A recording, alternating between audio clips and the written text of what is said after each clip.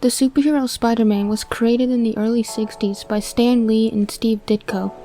Published by Marvel Comics and making his first appearance in 1962, Spider-Man has since become not only one of the most popular and successful superheroes, but also one of the most popular characters in all of fiction. With the new and very anticipated Spider-Man movie being just around the corner, I figured I'd cover some pieces of Spider-Man media that have become lost. So sit down and relax, because today we'll be looking at 3 pieces of lost Spider-Man media.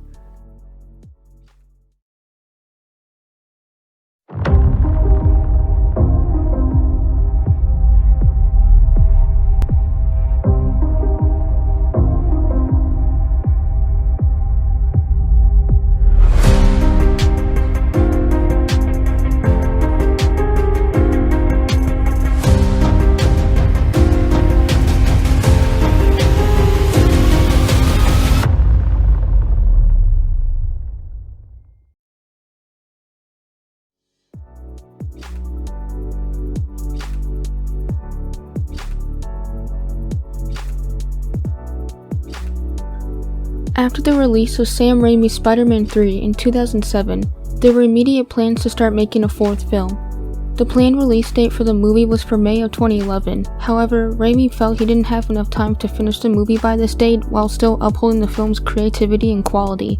Like with the other Spider-Man games, the Spider-Man 4 video game was going to be based on the Spider-Man 4 movie, but because the movie was cancelled, so was the game.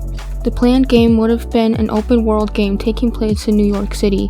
Though not known if it was just for cutscenes or for actual levels, the Daily Bugle building was also in the game. It is thought that Radical Entertainment was the studio behind the game because bits of the game were recycled into the game Prototype 2. There were about 29 screenshots of the game online, but in November of 2019, a video that showed the game and menu was uploaded on YouTube by Hard for Games. On September 11th of 2021, the Xbox 360 version of the game was leaked on YouTube by the channel Obscure Gamers.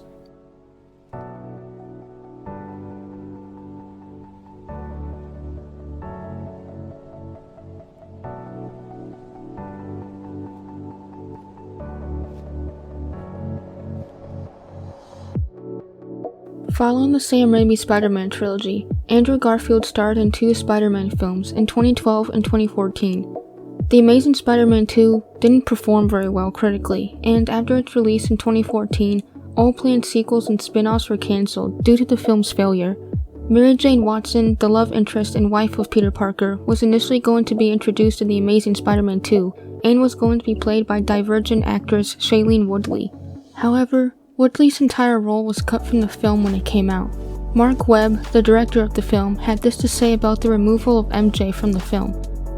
There was one little scene at the beginning where she is next to the door, and it took place right around the montage where he comes back, and there was another little moment between Gwen and MJ, but it just tipped over. The relationship between them, Peter and Gwen, is so sacred and so powerful that it just didn't feel right. And it sucks because Shailene is such a great actress and so cool and magical, but it was just about having this obligation to this romance that I thought was sacred. It was just one of those things.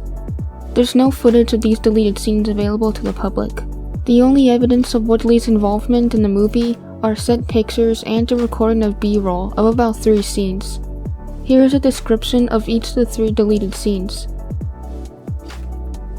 This first scene takes place at a coffee shop where MJ is working. It appears to take place at the beginning of the film where Spider-Man is stopping a robbery. It is believed that this scene takes place after the first fight between Spider-Man and Electro, and after Peter updates his web shooter.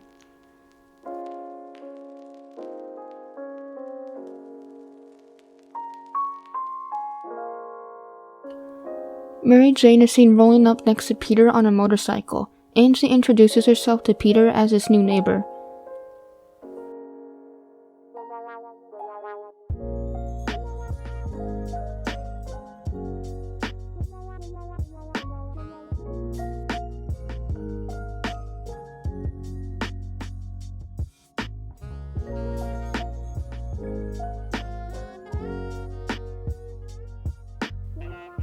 In the last scene, Gwen Stacy and MJ meet for the first and what may be the only time in the film. Judging by the context, it looks like this scene takes place around the ending of the film. The scene shows Gwen walking up to Peter's house, most likely coming to say goodbye to Peter because she's leaving for England, but instead comes across MJ and the two have a discussion.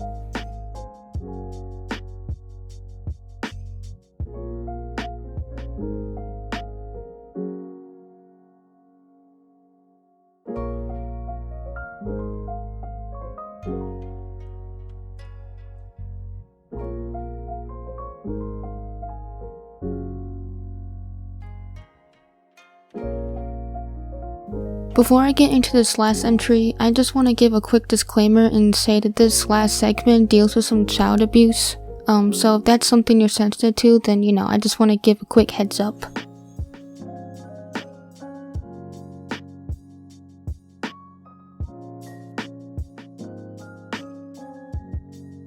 In 1990, educational software company, The Learning Company, released the Spider-Man Safety series. The educational animated series had 4 separate videotapes produced, called Don't Hide Abuse, What to Do About Drugs, Where Do You Go for Help, and Smart Kids Play It Safe. The series was created to be shown in elementary schools, and each copy came with a lesson plan for teachers to use after viewing the tapes. It's very difficult to come across any copies of these VHS tapes as they were sold only to schools, and they are now out of print.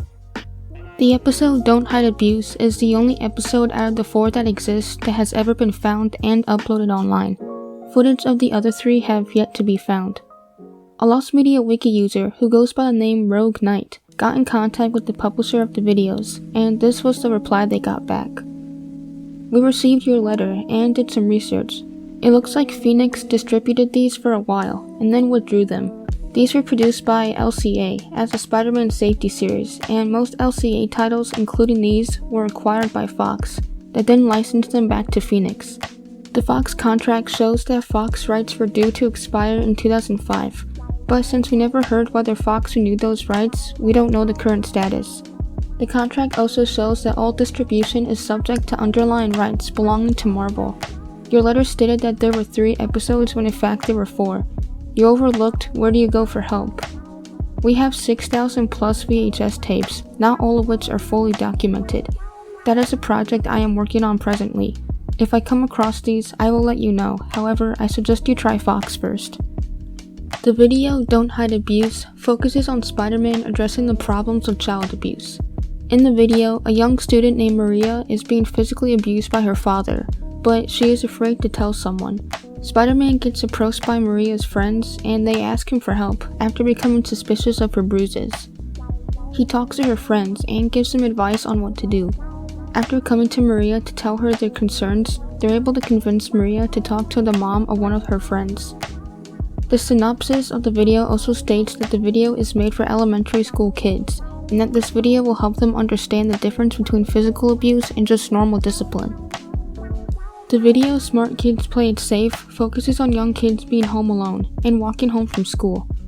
Spider-Man has his friends walk home from school, and he has the kids tested with a series of safety tests that he has put together, which the kids successfully pass.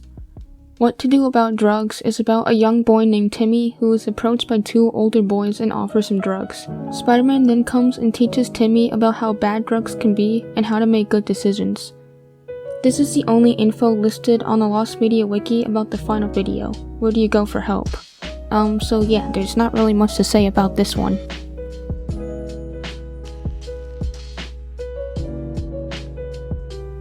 I hope you guys enjoyed today's video, and I'm sorry my uploads have been a bit slow lately. I just recently got back from a trip from Florida, and I decided to take a little bit of a break from making videos, but I'm ready to get back into it, and I have a lot of really cool videos planned for the future. So that being said, if you want to see more videos like this, then make sure to press that subscribe button, and if you have any Lost Media topics you'd like me to cover, then comment them down below, or email me at bluephantomofficial@gmail.com.